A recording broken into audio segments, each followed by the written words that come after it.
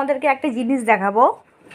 আমার বাবার বাড়ি থেকে আমাকে একটা খাট দিয়েছিল, সাথে একটা সোফা দিয়েছিল। সেই সোফার বেডশিটের উপরে যে প্লাস্টিকের কাভারটা থাকে আমি কত যত্ন করে রেখেছিলাম।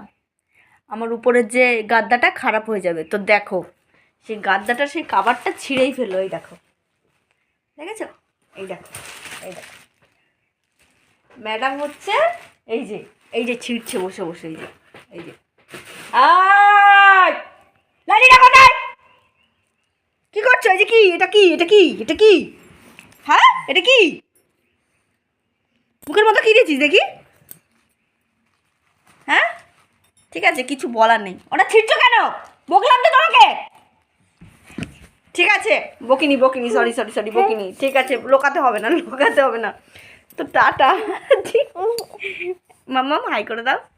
High high high high, tata.